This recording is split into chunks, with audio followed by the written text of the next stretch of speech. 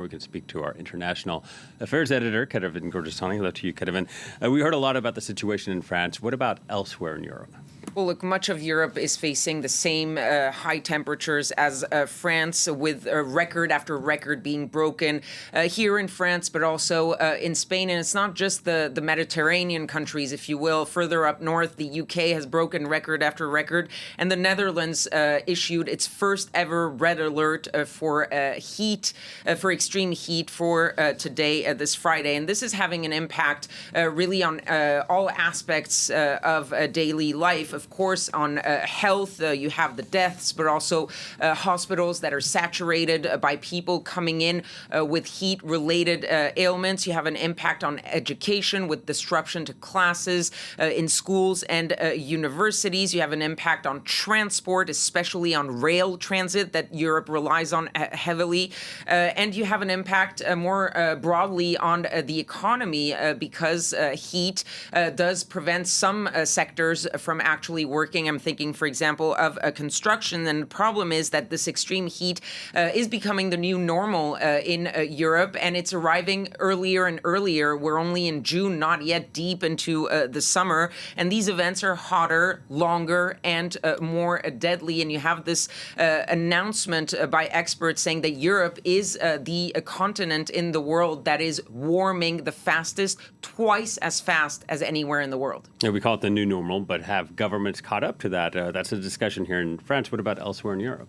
Well, look, many countries in Europe are trying. The problem is they're not going fast enough or doing enough to fight these extreme temperatures. The most obvious example, of course, is this discussion about the use of air conditioning. The International Energy Agency put out these numbers. Only about 20% of European countries, European homes in countries have air conditioning. Compare that to about 90% of homes in the United States. Some countries are doing better than others, like Italy, for example, where about 50% of homes are now equipped with air conditioning versus 7% only in the UK.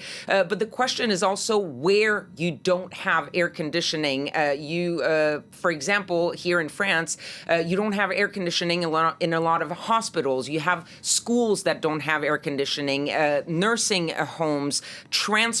I was talking about rail transit, but you also have buses that don't have this air conditioning. And many countries, especially the Mediterranean countries, have started to adapt, especially in Spain or Italy or the south of France. You have artificial shading, more green spaces, updating buildings, trying to find cooling zone, climate shelters. These are developing. The problem is Mediterranean countries, yes, they are exposed to higher temperatures, but their countries were built sort of with heat in mind, and so their streets, their buildings are a little bit more adapted to heat. The problem is actually going to be more in the northern part of Europe, whether it's the UK or even further up north like the Netherlands. These countries were built with cold weather in mind, not hot weather. And experts are saying that they will be the ones suffering the greatest relative rise in temperatures over the next years or decades, and they are the ones that are less adapted and that are adapting the least amount their sort of societies. I'll finish with this example. 2 weeks ago, the UK government's climate advisors recommended that air conditioning be installed in all nursing homes, all hospitals, but within the next 10 years. Air conditioning in all schools, but within the next 25 years. And of course, these heat waves are going to happen more and more way before these decades. Yeah.